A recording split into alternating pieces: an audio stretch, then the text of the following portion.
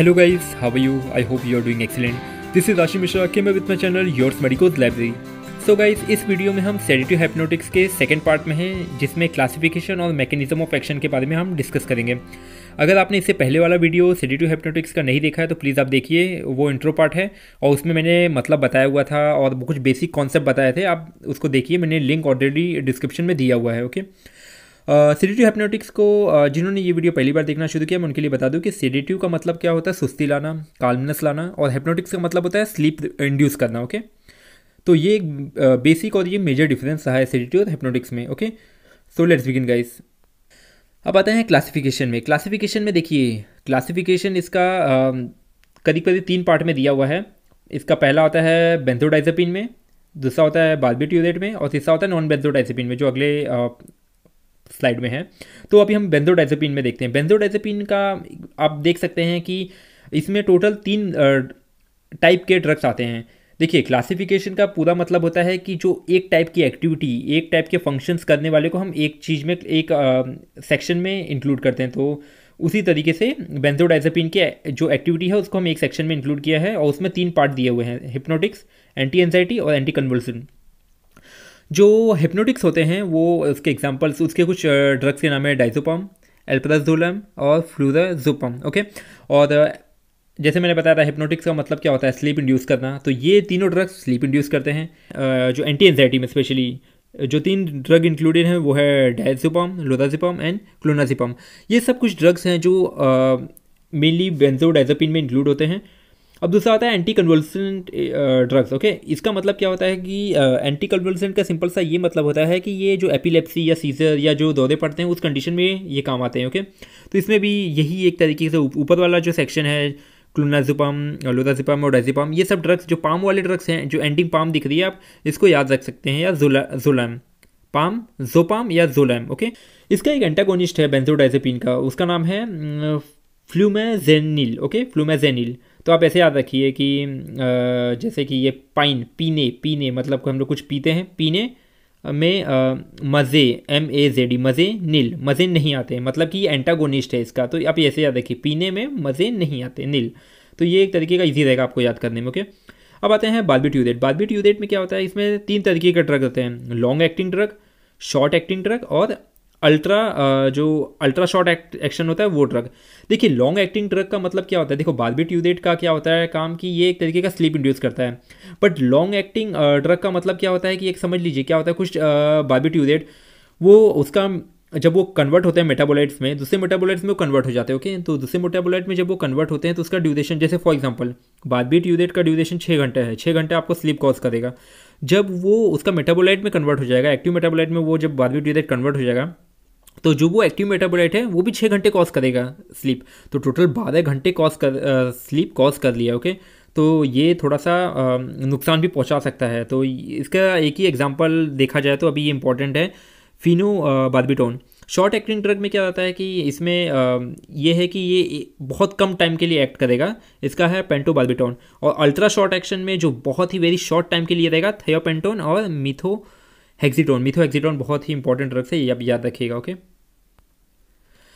अब आते हैं नॉन बेंजोडाइजेपिन। ये एक इंपॉर्टेंट है, इसके बारे में मैं आगे लास्ट वीडियो में जब मैं इसका रिवीजन करूँगा तीनों वीडियो का, जब मैं 3 वीडियो इसके बारे में बनाने वाला हूँ, इसका बनने के बाद मैं एक और कंक्लूजन वीडियो बनाऊंगा, तो उसमें बताऊंगा ये क्या है एक्चुअल में। तो आप बस इतना अभी समझ लीजिए कि ये नॉन बेंजोडाइजेपिन है, जो जिसका ड्रग्स का नाम है Z से सब शुरू होते हैं, तो इसको Z ड्रग भी बोल सकते हैं एक तरीके से आपको समझने के लिए। जोपिक्लोन, जोलपीडेम और जेलिप्लोन। ओके, अब इसका एक्शन देखते हैं। ये जितने भी ड्रग्स थे जिसका एक्शन देखते हैं कि क्या था इसका। ये एंजाइटी को रिड्यूस कर सकते हैं, ठीक है।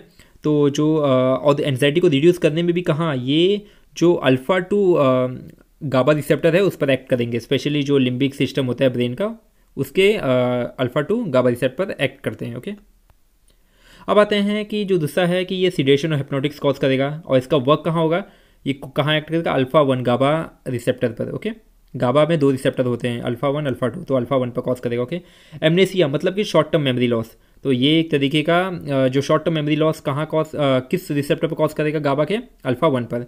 वही मसल को रिलैक्स कर देगा, ये सिंपल सा स्केलेटल मसल को रिलैक्स कर देगा, और ये अल्फा 2 पर एक्ट करता है, जो गाबा रिसेप्टर है अल्फा 2 के उस पर एक्ट करता है। वहीं एंटी कन्वर्सेंट में ये है कि ये प्री सिनेप्टिक इनहिबिटर की तरह काम करता है। ओके, तो ये एक इंपॉर्टेंट एक्शन है इनका। ओके, अब आते हैं इसका mechanism of action. Mechanism of action को मैं ना आपको एक सिंपल सा चार्ट के फॉर्म में बताऊंगा, लाइक इसमें फ्लो चार्ट एक्सप्लेनेशन में। समझ लीजिए कि ये एक तरीके का रिसेप्टर्स हैं। ओके, समझ लीजिए इस पर कोई भी जो क्या बोलते हैं कि जो गाबा रिसेप्टर है या जो गाबा ड्रग्स है या बेंजोडाइजेपिन या बार्बिट्यूरेट कोई जुड़ा ही नहीं है। ओके, कोई भी नहीं है इसके अंदर। ओके, तो ये एक तरीके का एम्प्टी रिसेप्टर है जो इनएक्टिवेट फॉर्म में है। तो इसमें क्या होता है, क्लोराइड आयन चैनल क्लोज रहते हैं, क्लोराइड बाहर रहते हैं। ओके, पॉजिटिविटी पूरी बाहर रहती है।